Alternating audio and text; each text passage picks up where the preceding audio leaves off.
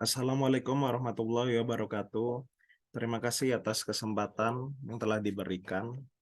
Saya Berto Fernando dengan dosen pembimbing TAD akan menyampaikan hasil penelitian dengan judul Dampak Work from Home terhadap kinerja auditor melalui Work-Life Balance di perwakilan Badan Pengawasan Keuangan dan Pembangunan Provinsi Jawa Barat di tengah pandemi COVID-19. Berikut adalah outline presentasi saya.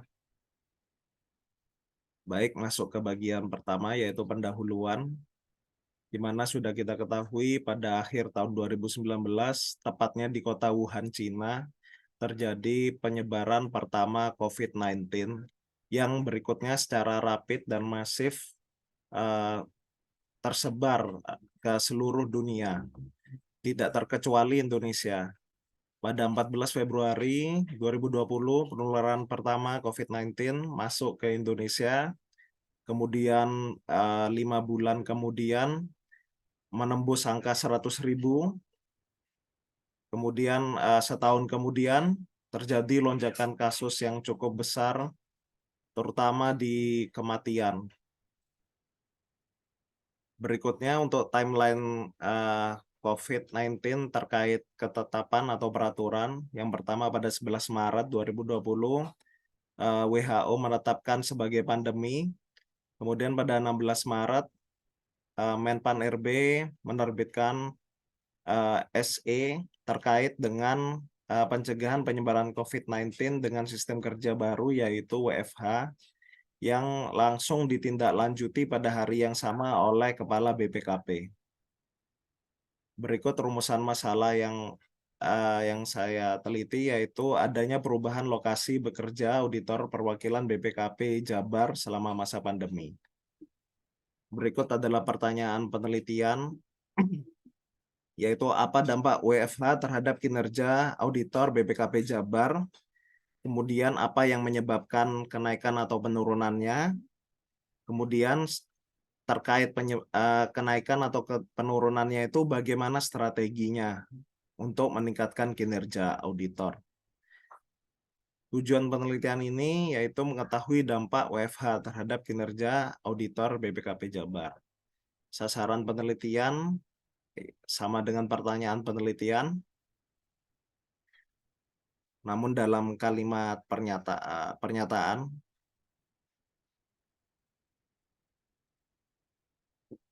Berikut adalah manfaat penelitian, yaitu untuk BPKP sendiri sebagai bahan pertimbangan instansi untuk menyikapi masalah-masalah sumber daya manusia terkait dengan WFH. Kemudian untuk akademisi yaitu memberikan kontribusi pengembangan ilmu studi pembangunan. Bagi penulis sendiri yaitu sebagai alat untuk mempraktekkan teori-teori yang didapat selama perkuliahan. Lanjut ke bab 2 yaitu tinjauan pustaka. Ya, di sini sebelum masuk yaitu saya mencoba untuk menghubungkan atau relevansi antara penelitian dengan studi pembangunan. Yang pertama yaitu diawali dengan manajemen SDM yang baik, terukur, dan dilakukan sesuai dengan ketentuan yang sudah ada. Nah, setelah itu ternyata ada kejadian luar biasa yaitu pandemi COVID-19 yang memaksa hampir seluruh perusahaan dan instansi untuk menerapkan kebijakan WFH. Nah, disinilah tantangan yang terjadi bagaimana manajemen SDM yang baik dapat dilanjutkan atau menyebabkan pelaksanaan WFH menjadi efektif dan efisien. Dengan pelaksanaan WFH yang efektif dan efisien, diharapkan WLB dapat tercapai ya, atau work-life balance. Kemudian setelah WLB tercapai, maka peningkatan kinerja akan terjadi. Kemudian kinerja yang meningkat akan membuat institusi atau lembaga menjadi lebih tangguh, dan ini sesuai dengan SDGs 16. Dari ke-6 kotak relevansi ini peneliti memfokuskan kepada 3 bagian, yaitu WFH sebagai variabel independen, WLB sebagai intervening, dan kinerja sebagai variabel dependen. Baik, masuk ke bagian teori, yaitu yang pertama, manajemen sumber daya manusia. Itu adalah suatu sistem manajemen yang sengaja dirancang untuk dapat memastikan bahwa potensi atau bakat semua individu dalam organisasi dapat digunakan secara efektif dan efisien, sehingga dapat mencapai tujuan dan target yang telah ditentukan oleh organisasi, menurut Mattis dan Jackson. Tujuannya MSDM sendiri yaitu menentukan kualitas dan kuantitas karyawan, menjamin ketersediaan tenaga kerja, menghindari mismanagement, mempermudah komunikasi, menghindari kekurangan dan kelebihan karyawan, menjadi pedoman dalam menetapkan program penarikan seleksi, pengembangan kompensasi, pengintegrasian, pemeliharaan kedisiplinan, dan pemberhentian karyawan, menjadi pedoman dalam melaksanakan mutasi, menjadi dasar penilaian karyawan, menurut Rifai. Berikutnya untuk work from home, menurut Crosby dan Moore, berarti pekerjaan berbayar yang dilakukan terutama dari rumah, minimal 20 jam per minggu. Indikator WFH sendiri yaitu menurut Farrell, lingkungan kerja yang fleksibel, gangguan stres, kedekatan dengan keluarga, waktu perjalanan, kesehatan, kreativitas, dan produktivitas yang tinggi, dan memisahkan pekerjaan rumah dan kantor serta tekanan diri.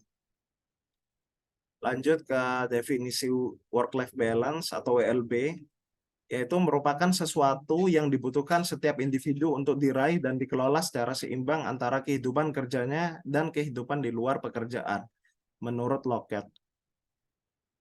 Komponen dari WLB sendiri menurut Fisher yaitu ada waktu, perilaku, ketegangan, kecemasan, tekanan, kehilangan aktivitas pribadi, dan sulit mempertahankan atensi, dan energi.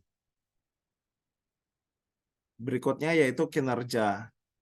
Kinerja menurut orang adalah kuantitas atau kualitas hasil kerja individu atau kelompok di dalam organisasi dalam melaksanakan tugas pokok dan fungsi yang berpedoman pada norma, SOP, kriteria, dan ukuran yang telah ditetapkan atau yang berlaku dalam organisasi.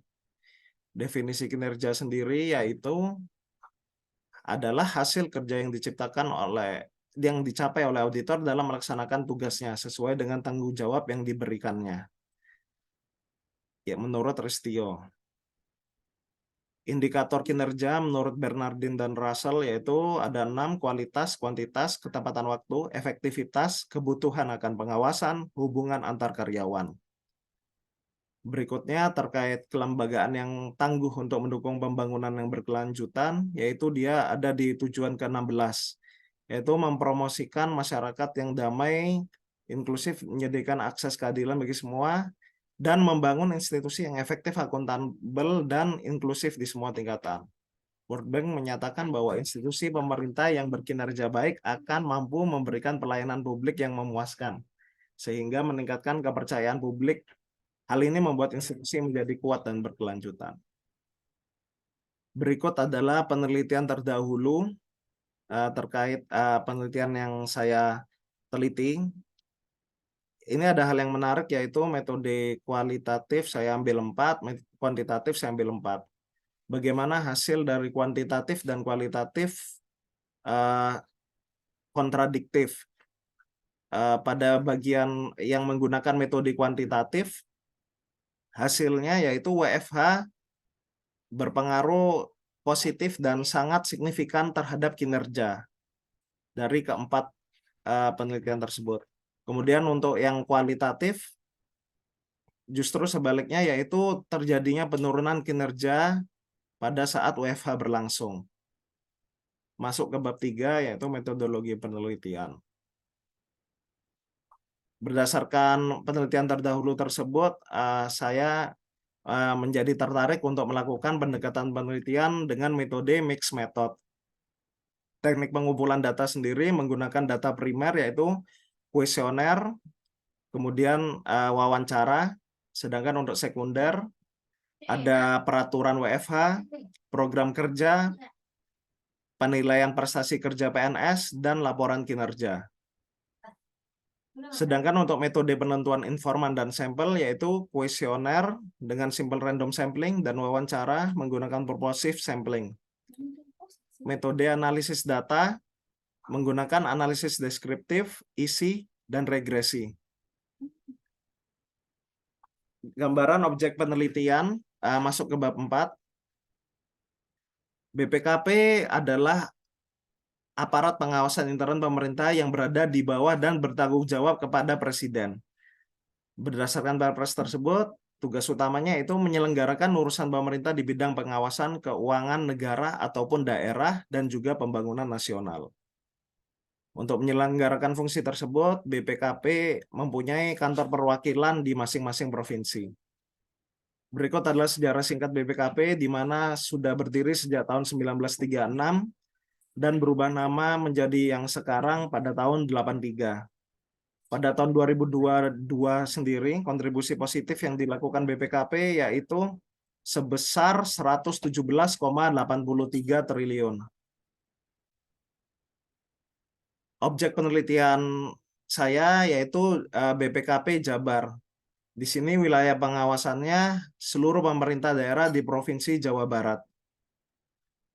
BPKP sendiri di tiap-tiap perwakilannya memiliki 5 bidang, yaitu yang pertama pengawasan intern pemerintah pusat, terus akuntabilitas pemerintah daerah, akuntan negara, investigasi, dan P3A.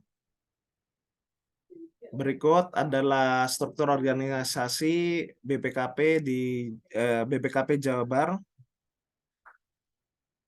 Masuk ke bab 5 yaitu analisis dan pembahasan. Untuk sasaran penelitian pertama akan saya mulai dari hierarki peraturan. Yang pertama yaitu bagaimana urutan atau kronologi dari bagaimana terbitnya peraturan BPKP Jabar. Untuk di tingkat nasional ada Kepres, Permen-Pan-RB, Permenkes, dan Permendagri. Di sini menjadi dasar untuk peraturan BPKP pusat. Kemudian di tingkat daerah ada peraturan dari provinsi, kabupaten, dan kota. Dari ketiga peraturan tersebut yaitu BPKP pusat, provinsi, kabupaten, kota, itu menjadi dasar untuk peraturan pada perwakilan BPKP Jabar untuk menjadi dasar peraturan WFH-nya. Berikut adalah rekapitulasi peraturan WFH yang diterbitkan berupa nota dinas oleh Kepala Perwakilan BPKP Jabar. Nah, di sini ada beberapa kesimpulan ringkasan ya dari saya. Yang pertama itu WFH di BPKP Jabar dilakukan secara parsial. Komposisi WFH-WFO disesuaikan dengan tingkat keparahan yang ditentukan oleh tingkat level PPKM saat itu. Pimpinan unit membagi tugas kedinasan dengan memperhatikan komposisi dan kondisi pegawai. Bagi para pejabat pimpinan, tetap masuk kantor seperti biasa, kecuali mengalami masalah kesehatan. Pegawai yang berstatus WFH wajib melaksanakan tugas sesuai dengan jam kerja, tetap berada di tempat tinggal, serta membuat laporan mingguan hasil kerja selama WFH. Lanjut, berikut adalah komposisi populasi auditor BPKP Jabar. Jumlah auditor per Maret 2023 ada 141 orang. Berikut komposisinya. Kemudian di sini saya melakukan sampel dengan rumus Slovin, yaitu dengan jumlah 107 orang sampel auditor. Berikut adalah datanya.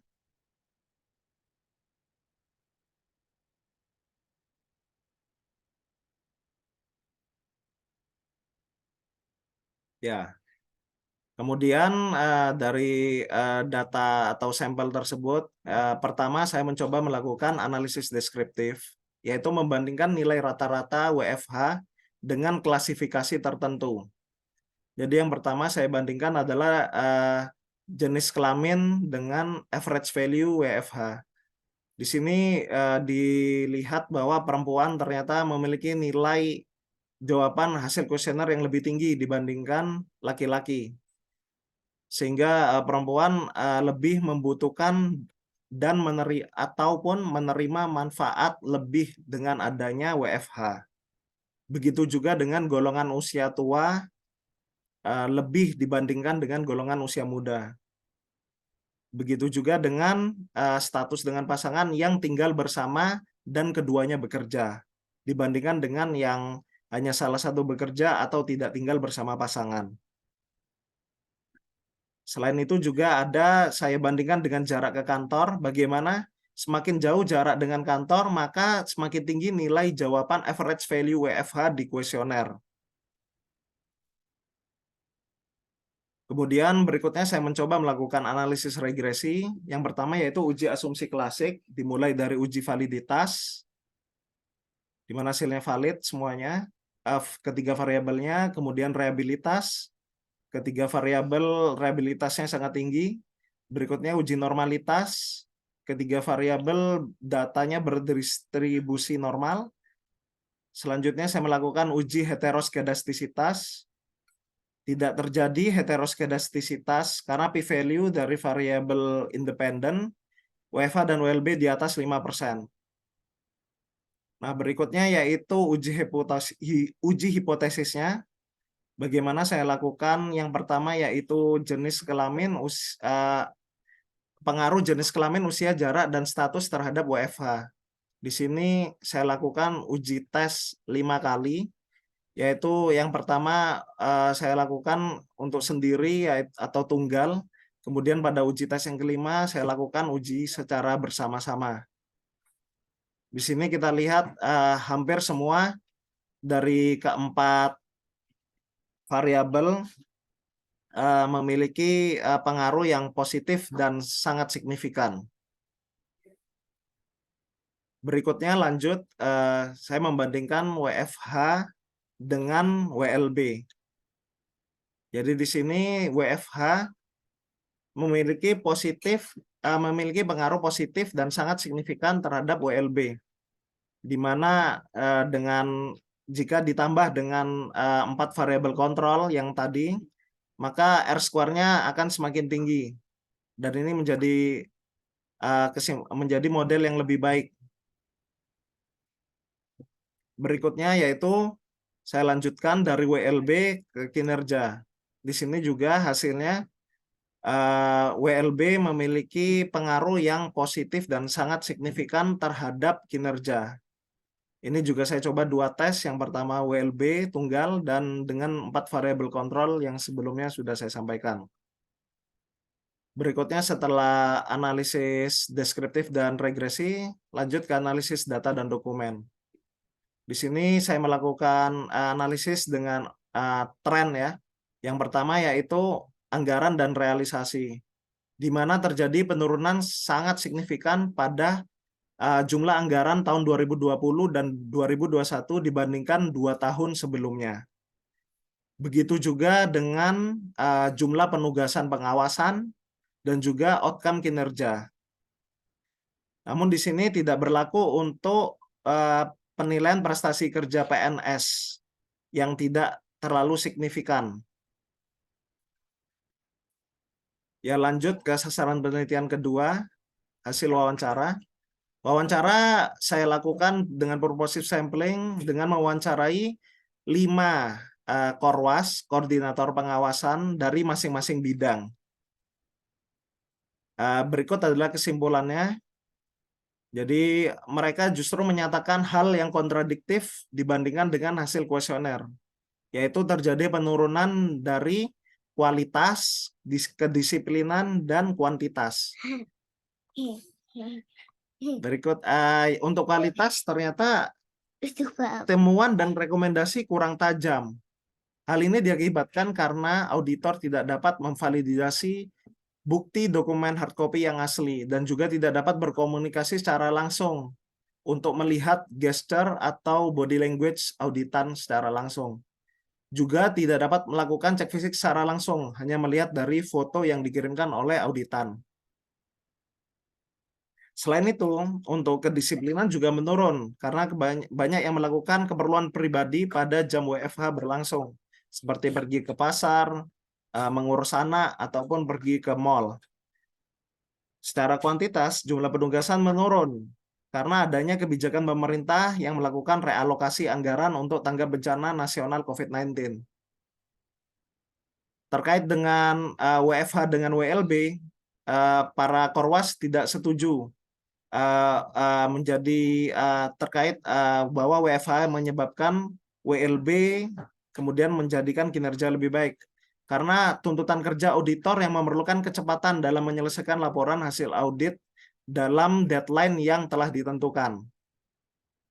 Kemudian juga penilaian kinerja diberikan terkait penilaian kinerja, Korwas ini tidak secara objektif atau bias, dan mereka berkata bahwa itu hanya bersifat formalitas.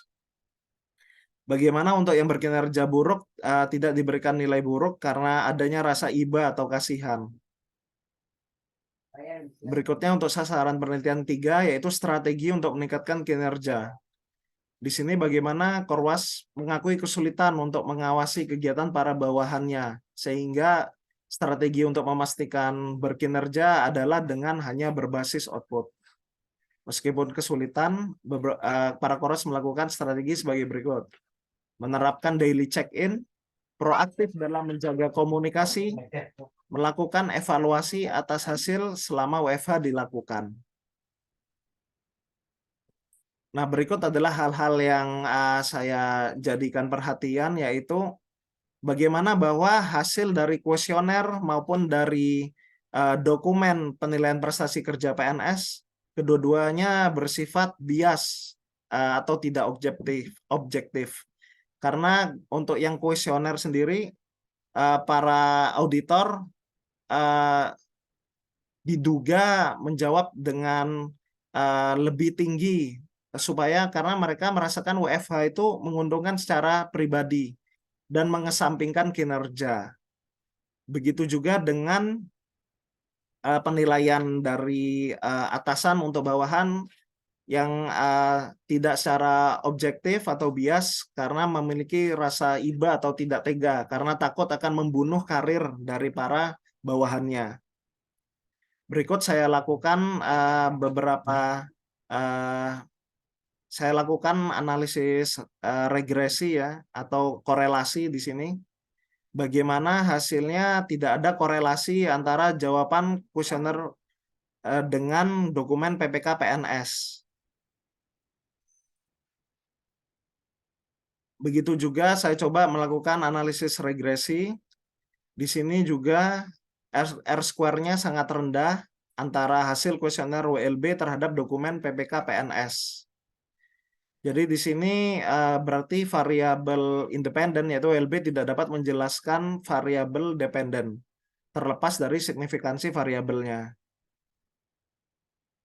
Nah, jadi di sini saya coba menganalisis keterkaitan antara hasil kuesioner, dokumen, dan wawancara. Yang pertama WFH dilaksanakan sudah sesuai peraturan. Yang kedua, penurunan jumlah penugasan diakibatkan bukan karena WFH tetapi realokasi anggaran. Yang ketiga, nilai rata-rata kinerja auditor tidak berubah terlalu signifikan karena adanya bias dari atasan. Yang keempat, hasil kuesioner menyatakan WFH berpengaruh positif dan signifikan dan WLB berpengaruh positif dan sangat signifikan, yang hasilnya berkontradiksi dengan hasil wawancara para atasan. Kesimpulannya yaitu pada sasaran penelitian pertama, WFH berpengaruh positif dan sangat signifikan. Ini yang sudah saya sampaikan. Kemudian hasil kuesioner, kemudian untuk yang telah dokumen juga dokumennya untuk anggaran dan PP turun secara sangat signifikan, outcome juga, angka rata-rata PPK turun tetapi tidak signifikan. Wawancara WFH menurunkan kualitas dan tingkat kedisiplinan para auditor. Pada sasaran penelitian 2, kesimpulannya, kualitas menurun auditor karena tidak bertemu secara langsung atau mendapatkan bukti fisik secara langsung. Kuantitas juga menurun karena adanya relokasi anggaran. Tingkat kedisiplinan menurun karena auditor misinterpretasi terhadap WFH.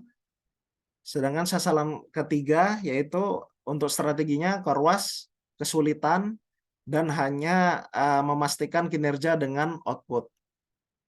Jadi berikut adalah saran yang bisa saya sampaikan. Yang pertama untuk masalah penurunan kinerja, untuk kualitas tetap perlu melihat fisik dokumen asli dengan cara membuat surat resmi peminjaman dokumen untuk diperiksa di rumah masing-masing auditor. Sedangkan untuk kedisiplinan memberlakukan kebijakan reward and punishment yang lebih tegas.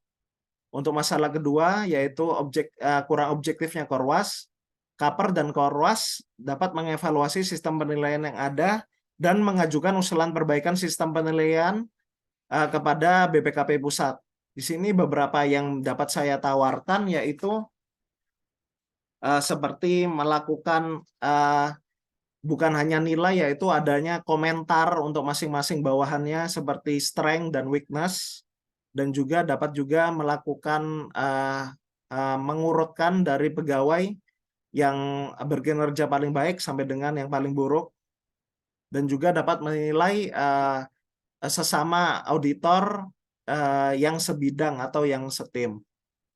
Berikut masalah ketiga, yaitu kesulitan dalam mengawasi auditor saat melakukan WFH. Mungkin Kaper dapat menginstruksikan para Korwas agar menetapkan target output dan pelaksanaan WFH dan melakukan pengawasan secara berkala. Baik, terima kasih.